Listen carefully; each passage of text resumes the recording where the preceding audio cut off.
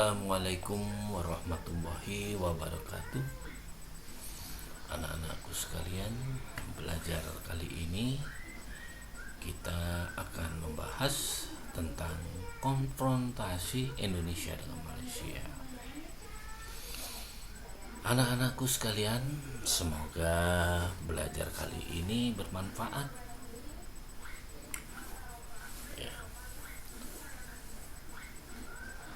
Konfrontasi terhadap Malaysia berawal dari rencana pembentukan Federasi Malaysia. Keinginan Tengku Abdul Rahman dari Persekutuan Tanah Melayu dan Lee Kuan Yew dari Republik Singapura untuk menyatukan kedua negara tersebut menjadi Federasi Malaysia. Namun permasalahan ini muncul dengan adanya penolakan keras dari Filipina dan Indonesia. Alasannya, Filipina menentang karena memiliki keinginan atas wilayah Sabah di Kalimantan Utara. Filipina menganggap wilayah Sabah secara historis adalah milik Sultan Sulu. Sedangkan Indonesia, Bung Karno menganggap pembentukan Federasi Malaysia sebagai proyek neokolonialisme Inggris yang membahayakan revolusi Indonesia.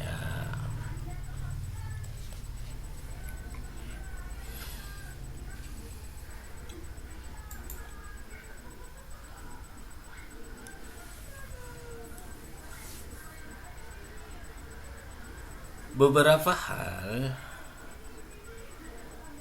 solusi untuk meredakan ketegangan antara tiga negara, antara Indonesia, Malaysia, Filipina. Dibentuklah konferensi Mafilindo. Mafilindo singkatan dari Malaysia, Filipina, dan Indonesia. Konferensi itu sendiri diadakan di Filipina pada tanggal 31 sampai 5 Juli 1963. Bahwa ketiga kepala negara itu meminta Sekretaris Jenderal PB untuk melakukan pendekatan terhadap persoalan ini sehingga keinginan rakyat di daerah-daerah dapat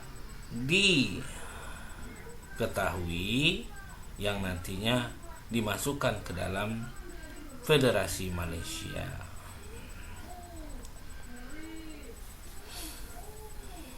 Adapun PBB membentuk tim penyidik yang dipimpin oleh Lawrence Michelmore.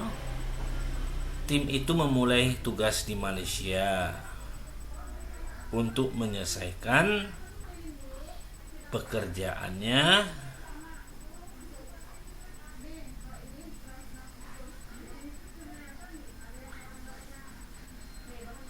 ada beberapa hal yang membuat Indonesia marah kepada Malaysia.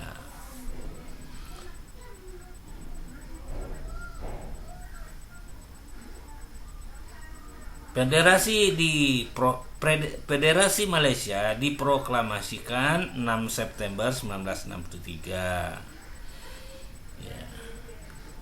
Republik Indonesia menganggap proklamasi pelecehan atas martabat PBB dan pelanggaran komunikasi bersama komunikasi bersama Manila.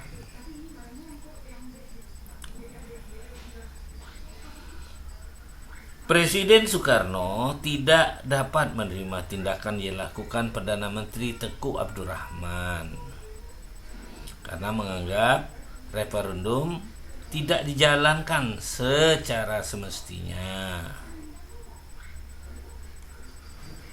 Akhirnya pemerintah RI pada tanggal 21 September 1963 memutuskan hubungan dengan Malaysia, Singapura, Sarawak dan Sabah. Pada tahun 1963 juga pemerintah RI menyatakan dukungan terhadap perjuangan Kalimantan Utara melawan neokolonial Inggris.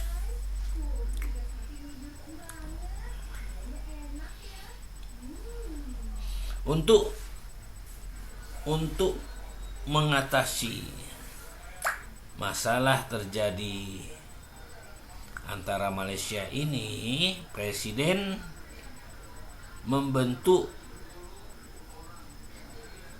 suatu komando siaga yang bernama Dwi Korps.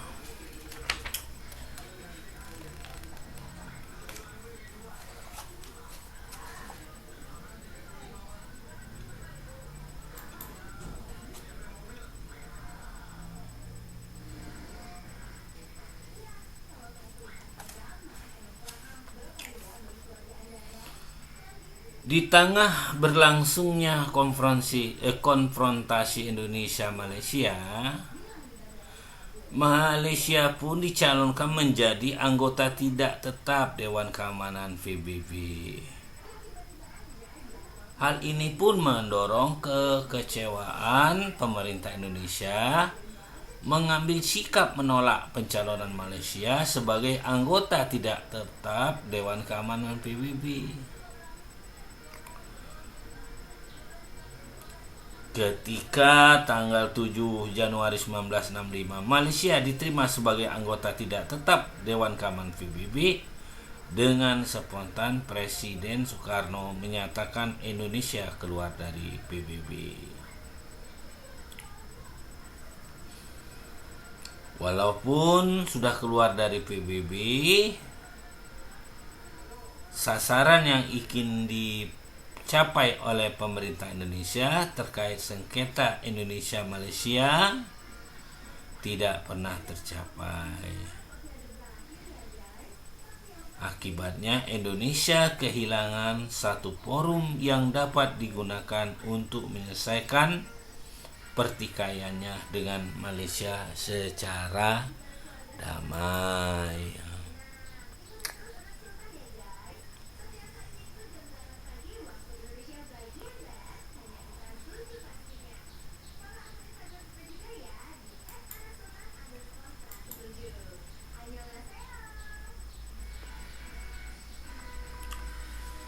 Demikianlah anak-anakku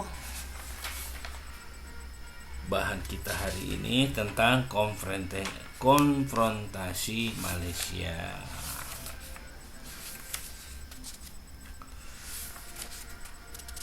Pada saat pemerintahan Orde Baru,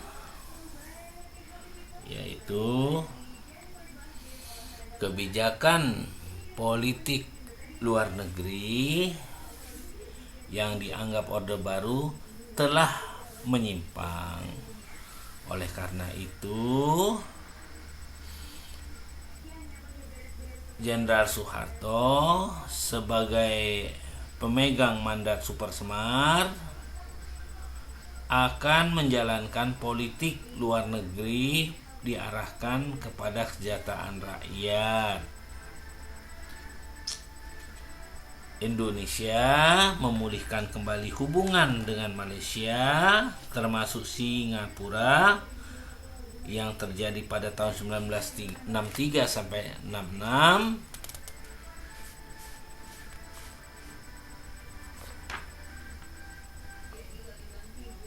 sejak tanggal 28 September 1966 Indonesia kembali ke forum PBB atau Perserikatan Bangsa-Bangsa. Pada Orde Baru inilah pada tanggal 1 Januari 1965 Indonesia bersama Malaysia bersepakat untuk mendirikan ASEAN atau Association of Southeast Asian Nation yang terjadi di Bangkok pada 8 Agustus 1967 dengan tujuan untuk meningkatkan kerjasama regional khusus di bidang ekonomi dan budaya.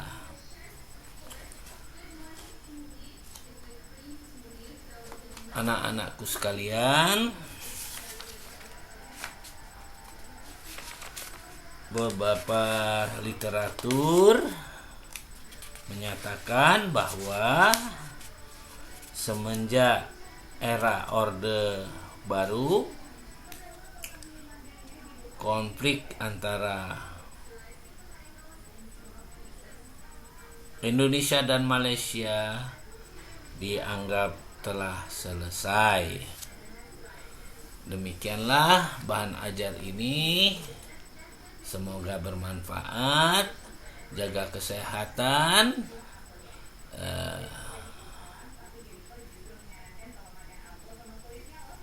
Makan yang cukup, tidur yang cukup, dan spirit untuk belajar.